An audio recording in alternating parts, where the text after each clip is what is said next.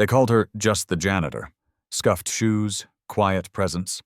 Sarah Mitchell didn't look like a threat, especially not to Captain Derek Morrison, who barked orders without hesitation. They thought she was invisible.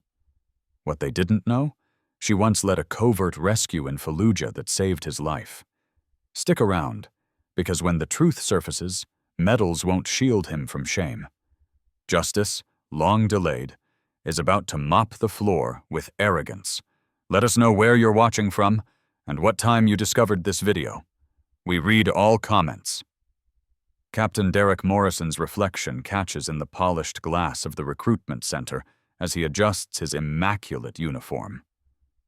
Perfect order. That's what separates the worthy from the weak. The fluorescent lights cast harsh shadows across his face as he watches that janitor, Sarah Mitchell according to her faded name tag, moving with an authority that makes his skin crawl. Something about her doesn't fit, like a puzzle piece jammed into the wrong space. "Ma'am, step back now." His voice carries the weight of command, echoing off sterile walls. The injured recruit lies groaning on the floor, red spreading across his temple where he hit the corner of the desk.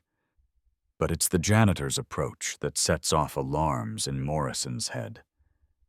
Those measured steps, that focused gaze. It's wrong. All wrong. The squeak of her rubber soles against polished floors grates against his nerves. His hand instinctively tightens around his training manual, the same one he's carried since Fallujah. "Medical team is en route. This is a restricted area." But she keeps coming, and something flickers in her eyes, something that sends a chill down his spine. "This man needs immediate attention." Her voice carries an edge that makes Morrison's jaw clench. Who does this custodian think she is? His captain's bars catch the light as he draws himself up to full height, blocking her path completely. "I won't tell you again." His fingers brush against his radio, ready to call security. The gathered crowd of recruits pulls out phones, sensing drama. A dozen cameras capture his righteous stand against this subordinate who dares challenge his authority.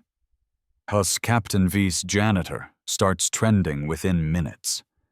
But then she moves, just a slight shift of weight, and Morrison's training manual slips from suddenly numb fingers. Those hands.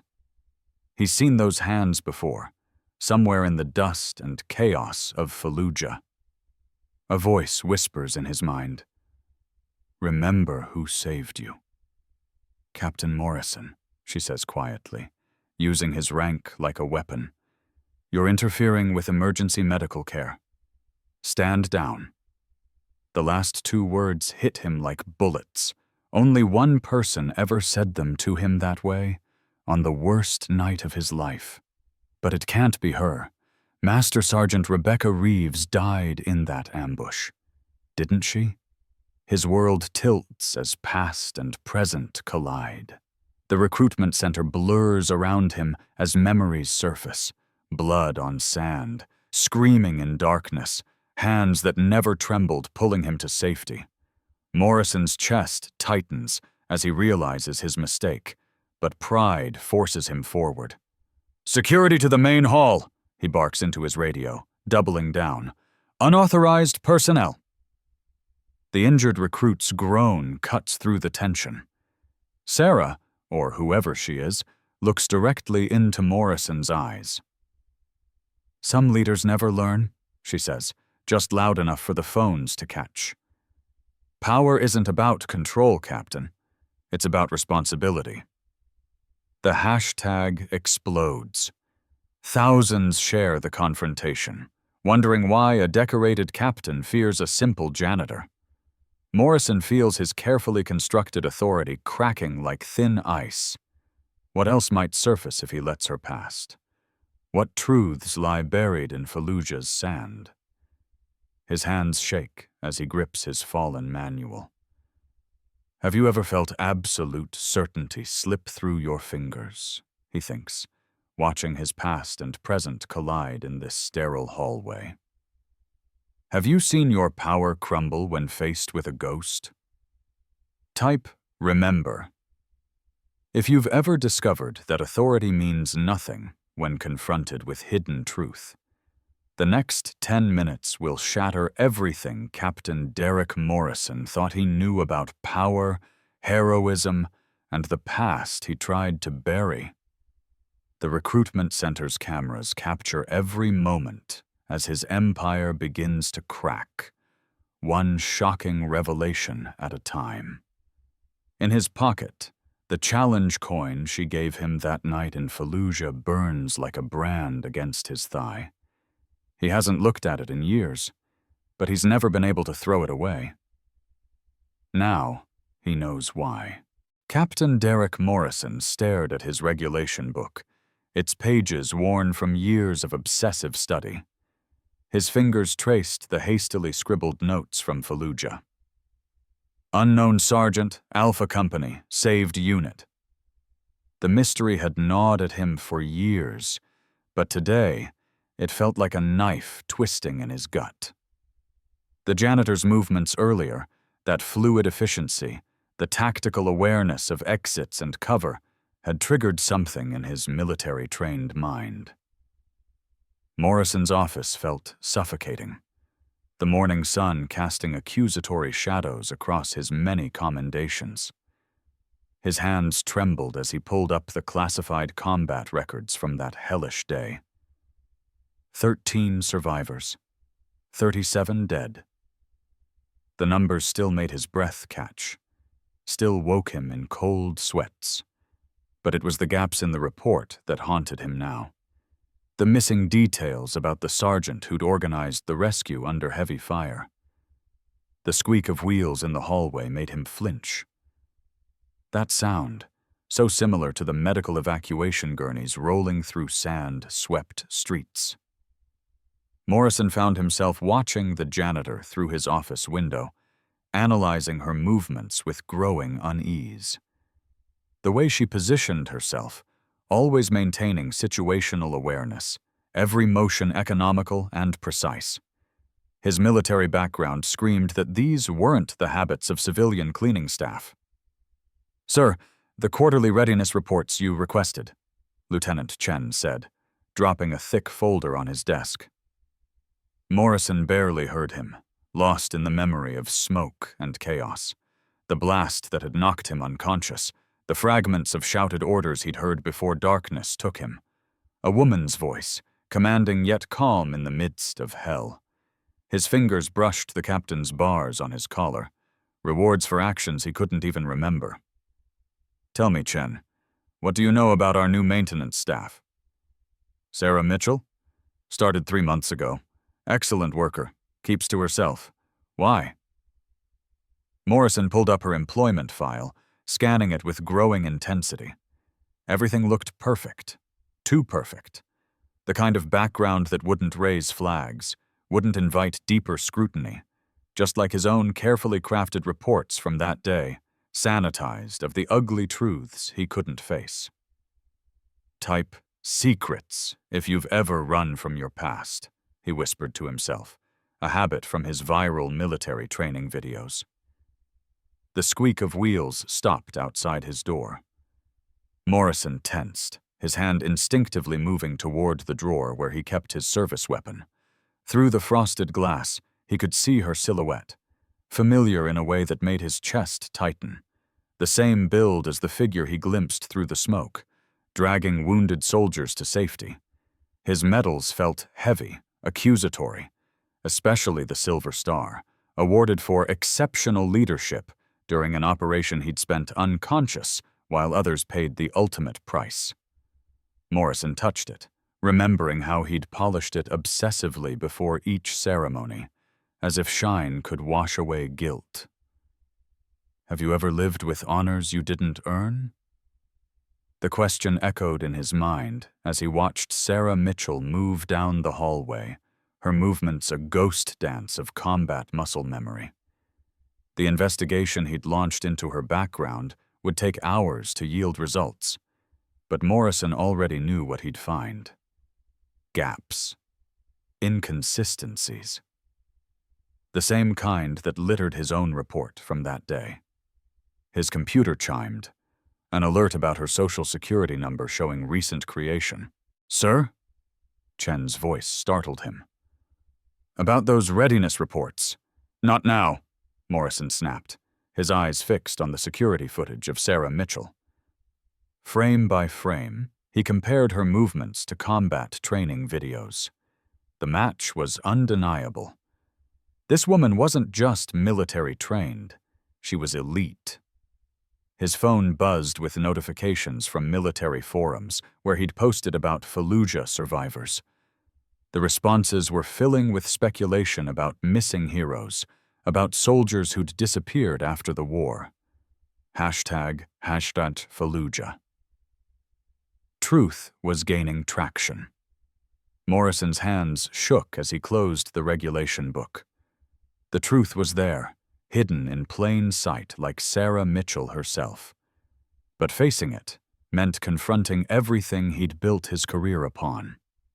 His fingers traced the embossed captain's bars on the book's cover, symbols of authority that suddenly felt like shackles. "Share if you've discovered your hero was closer than you thought," he muttered, the social media habits of his motivational speaking career bleeding through his growing dread. The weight of 13 survivors and 37 dead pressed down on his shoulders as he watched Sarah Mitchell disappear around a corner, taking with her the answers to questions he wasn't sure he was ready to ask. Captain Derek Morrison's hands trembled as he reviewed the latest base efficiency reports, the pristine pages blurring before his eyes. The statistics mocked him. A 40% reduction in training injuries, equipment failures virtually eliminated, all coinciding with Sarah Mitchell's arrival. His carefully polished captain's bars felt heavier than ever, the metal pressing into his collar like an accusation. The sound of jingling keys echoed through the empty corridor outside his office, a haunting melody that transported him back to the rhythmic clink of dog tags in the Iraqi desert. Morrison pressed his palms against his desk, trying to steady himself. Those keys. Why did they sound so familiar? The recognition danced at the edges of his consciousness, refusing to fully emerge. Through his office window, he observed Sarah moving efficiently through her rounds, her movements precise and purposeful. A young recruit stumbled on the obstacle course, and before Morrison could react, Sarah was there, adjusting the soldier's stance with silent authority. The recruit's posture immediately improved, a correction that should have come from him, not a janitor. "Sir?" His aide's voice startled him. "The annual commendation reports are due. Should I list you as responsible for the improved safety metrics?" Morrison's throat tightened. Yes, of course." The lie tasted bitter. He reached for his captain's bars again, a nervous habit that had intensified lately. The metal felt cold, wrong somehow. The base security footage played on his monitor, countless clips of Sarah anticipating and preventing accidents, steering recruits clear of danger with an almost supernatural awareness of military protocols. Morrison's chest constricted as he watched her move with the precise efficiency of someone intimately familiar with combat operations. His phone buzzed, another alert about Master Sergeant Rebecca Reeves, the hero of Fallujah whose body was never recovered. The annual memorial service approached, and something about Sarah's presence made the weight of that loss feel suddenly, inexplicably heavier. A flash of memory struck him. The chaos of that night in Fallujah, the explosion that should have killed him, the strong hands that dragged him to safety. He'd never seen his rescuers' face clearly, but the sound of their dog tags. The jingling of Sarah's keys echoed again, and Morrison's hand knocked over his coffee cup, spilling dark liquid across the efficiency reports. His mind raced through the impossible connections. The timing of Sarah's arrival, her inexplicable knowledge of military operations, the way she moved like a veteran rather than a civilian employee. "Have you noticed anything unusual about Mitchell?" he asked his aide, trying to keep his voice steady. Just that everything runs better when she's around, sir. Like she's some kind of guardian angel. Morrison dismissed his aide and pulled up Sarah's employment file, his hands shaking as he searched for discrepancies. The photograph stared back at him, familiar yet different, like a puzzle with crucial pieces missing. He opened another file, the last known photo of Rebecca Reeves, and placed them side by side. The base intercom crackled.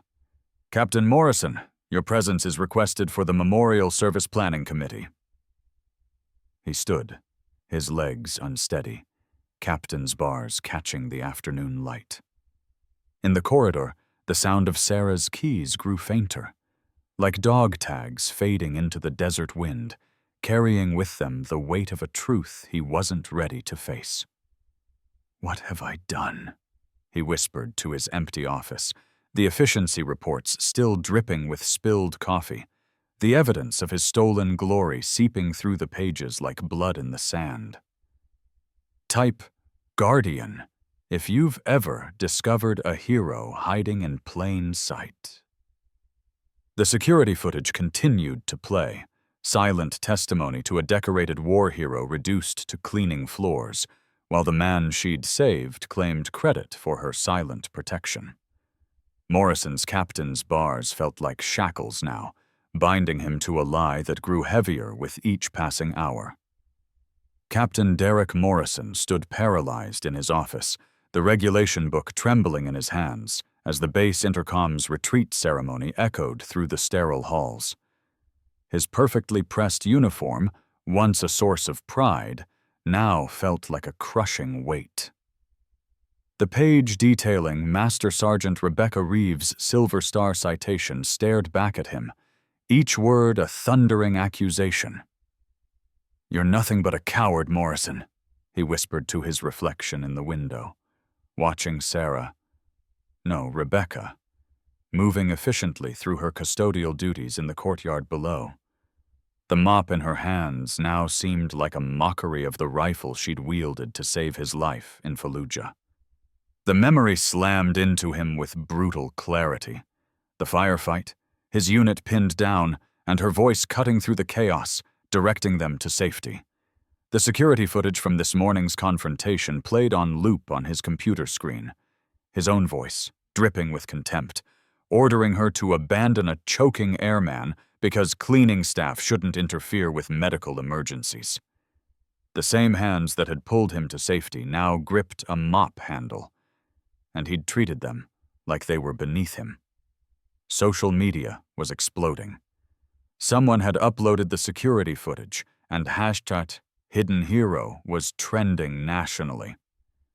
"Decorated war hero humiliated by officer she once saved," screamed the headlines. His phone buzzed incessantly with messages from reporters and old unit members. Each notification felt like another piece of shrapnel tearing through his carefully constructed facade. Captain Morrison's fingers traced the silver captain's bars on his collar, remembering how he'd earned them partly due to her actions that day in Fallujah. The base commander's voicemail still rang in his ears. "Fix this, Morrison. The Pentagon's watching." His chest tightened as he recalled his earlier words to her. "Know your place, janitor." His own badge of office, polished to perfection this morning, now seemed tarnished beyond repair. The certificate of commendation on his wall, proudly displaying his name, felt like a lie. Below it sat the transfer request form to Alaska, half completed, his attempt at escape rather than facing the truth. The setting sun cast long shadows through his office window as the retreat ceremony concluded. In the growing darkness, Captain Morrison finally saw himself clearly. "Type honor if you believe it's never too late to right a wrong," he whispered to his reflection, echoing the viral comments flooding social media. Standing up, Captain Morrison straightened his uniform one last time. He had to face her, face the truth, face himself. The walk to the maintenance section felt longer than any patrol he'd ever led. The sound of his polished shoes on the linoleum echoed like distant gunfire from memories he'd tried to forget. Tomorrow, a hidden hero would likely trend even higher. His career might be over. But as he approached the maintenance office where Master Sergeant Reeves, Sarah Mitchell, worked, Captain Morrison realized some prices were worth paying for honor's sake. "Share this moment if you believe in redemption," he murmured, reaching for the door handle, knowing that beyond it waited the woman who'd not only saved his life, but might now save his soul. The security camera above blinked its red light steadily, ready to capture whatever came next. Captain Morrison squared his shoulders, drew a deep breath, and prepared to face the consequences of his actions. The badge on his chest had never felt heavier, and the truth had never been clearer. Captain Derek Morrison stared at the regulation book in his hands, its once pristine cover now weathered like his conscience. The Alaskan wind howled outside his new office, a constant reminder of how far he'd fallen, or perhaps risen, from that fateful day at Central Hospital. The book had been his shield, his justification for every harsh word and dismissive glance he'd thrown at the janitors, the cafeteria workers, the invisible people who kept his world turning. "I was such a fool," Captain Derek Morrison whispered to the empty room, his fingers tracing the golden letters of his former rank. The investigation had been thorough, unsparing. His treatment of Sarah Mitchell, no, Master Sergeant Rebecca Reeves, had become a cautionary tale in leadership seminars across the military. Morrison. Learns had trended for weeks, each share a knife twist of humility. The security footage still haunted him. His own voice, dripping with contempt, ordering her to clean faster while a patient needed help. Then watching her save that same patient with combat medic precision, movements he should have recognized from that hellish day in Fallujah. The day she'd dragged him to safety under heavy fire, her face covered in soot and blood. Type honor serves if you've ever misjudged someone's worth. He spoke to his weekly video diary, a requirement of his leadership rehabilitation program. The irony wasn't lost on him. Now he was the one being recorded, his journey from arrogance to understanding documented for future officers. Captain Derek Morrison stood, approaching the window overlooking the vast Alaskan wilderness. His reflection showed the new insignia, lateral transfer, some called it. Mercy, he knew it to be. The sound of his boots on the floor echoed like her mop that day, both cleaning away mistakes that couldn't be hidden. "The greatest act of courage I've witnessed wasn't on the battlefield," he continued, his voice thick with emotion. "It was in a hospital hallway, watching a warrior choose to serve without recognition, to save lives without acclaim. Master Sergeant Reeves taught me that leadership isn't stars or bars. It's the humble choice to help others, whatever the cost to your pride." The regulation book would remain on his desk, not as a weapon, but as a reminder. Each page marked with new notes. Look deeper. Ask why. Remember Fallujah. Captain Derek Morrison had learned that true authority came not from enforcing rules, but from understanding the human spirit that gave those rules meaning. "Share this if you believe in second chances," he said, finishing his recording. "Because sometimes the greatest honor isn't in rising to command, but in falling far enough to see the truth. And to Master Sergeant Reeves, if you're watching, thank you for my hardest and most important lesson. True courage wears many uniforms, including the ones we once looked past." The Alaskan wind continued its song, a melody of redemption. Captain Derek Morrison turned back to his desk, ready to begin another day of servant leadership, knowing that somewhere a decorated hero still pushed her mop down hospital hallways, proving that impact truly outweighed recognition. Drop 1. If this story changed how you see others, he concluded, his transformation from tyrant to teacher complete. Because sometimes the greatest heroes aren't wearing the uniforms we expect, and the finest leaders are those humble enough to learn from anyone.